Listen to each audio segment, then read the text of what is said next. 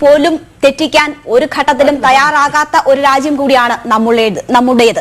അതുപോലെയുള്ള ഒരു ഭരണഘടനയാണ് നമ്മൾ പിന്തുടരുന്നത്. ആ ഒരു സാഹചര്യത്തിൽ ഞങ്ങൾ കുറെ വിശ്വാസികൾ ഒരുമിച്ചുണ്ട്, ഞങ്ങൾക്ക് ഇപ്പോഴെങ്ങും പോകണ്ട, ഞങ്ങൾ കാത്തിരിക്കാൻ തയ്യാറാണ് എന്ന് പറയുന്നത് ഒരു ന്യായമായി വരുമോ, അല്ലെങ്കിൽ അത് ന്യായീകരിക്കപ്പെടുമോ? അപ്പോൾ എന്റെ നാരീപൂജയ്ക്ക് പങ്കെടുക്കാനുള്ള അവകാശത്തെ ആര് സംരക്ഷിക്കും?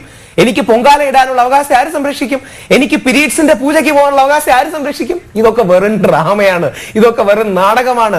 സുപ്രീം കോടതി പറഞ്ഞു എന്നുള്ള തെറ്റിദ്ധാരണയാണ്. സുപ്രീം കോടതിയിൽ 3 ജഡ്ജിമാരുണ്ട്. ഒരു ജഡ്ജിയായ ദീപക് മിശ്ര പറഞ്ഞു, പക്ഷേ രണ്ടാമത്തെ ജഡ്ജിയായ മലയാളിയായ ഏറ്റവും നല്ല ജഡ്ജിമാരിൽ ഒരാളെ ജസ്റ്റിസ് കുര്യൻ ജോസഫ് പറഞ്ഞു, അങ്ങനെയല്ല, വ്രതം പരിശുദ്ധമാണ്.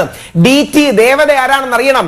ഓർക്കുക, ദൈവത്തിൽ പോകുന്നത് അമ്പലത്തിൽ പോകുന്നത് ദൈവത്തെ കാണാനല്ല, അമ്പലത്തിൽ പോകുന്നത് ദേവതയെ കാണാനാണ്, ഗോഡിനെ കാണാനല്ല, DTയെ കാണാനാണ്. ഓരോ സ്ഥലത്തും ഓരോ DT ആണ്.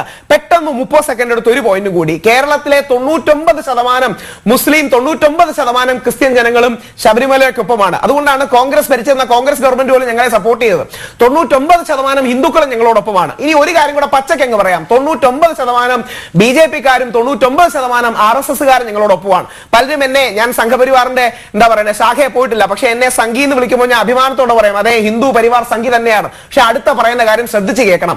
1% തികഞ്ഞ വർഗീയവാദികൾ ശബരിമലയെ ബലി കൊടുത്ത് യൂണിഫോം സിവിൽ കോഡ് നേടാൻ നോക്കുകയാണ്. തികച്ചും വർഗീയമായ അജണ്ട. പള്ളി പൊളിച്ചാലേ ഹിന്ദുത്വം ഉണ്ടാവൂ എന്ന് വിശ്വസിക്കുന്ന ഈ 1% ആൾക്കാരുടെ മുസ്ലിം വിരോധം ഹിന്ദുക്കളെ ഇല്ലാതാക്കും. ഈ 1% ജനങ്ങൾ അപകടകാരികളാണ്.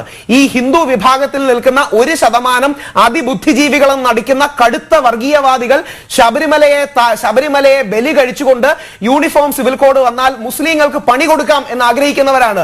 ഇത് ഏറ്റവും അപകടകരമായ അജണ്ടയാണ്. മോൻ ചത്താലും കുഴപ്പമില്ല, മരുമോള് കരയുന്നത് കാണാമല്ലോ എന്ന് വിചാരിക്കുന്ന, സഹോദരൻ മരിച്ചാലും കുഴപ്പമില്ല, നാത്തൂൻ കരയുന്നത് കാണാമല്ലോ എന്ന് വിചാരിക്കുന്ന തികഞ്ഞ വർഗീയവാദികളായ ഇവർ പുരോഗമനവാദത്തിന്റെ പേരിൽ സ്ത്രീകൾക്ക് വേണ്ടി പോരടിക്കുന്നു എന്ന പേരിൽ ഒരു വാദഗതി, ഒരു വാള് മൂർച്ഛിച്ചു വെച്ചുകൊണ്ടിരിക്കുകയാണ്. അപ്പൊ ശബരിമല വരുമ്പോ അതിനെ എറിഞ്ഞു കൊടുത്താൽ മുസ്ലിം പള്ളിയുടെ പുറത്തും മുസ്ലിം പുരുഷന്മാരുടെ പുറത്തും കുതിര കയറാമെന്ന് കരുതുന്ന ഈ അജണ്ട അപകടകരമാണ്.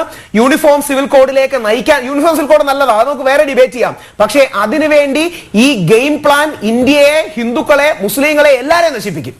ശ്രീമതി ബിന്ദു കൃഷ്ണ, ഇവിടെ സ്ത്രീ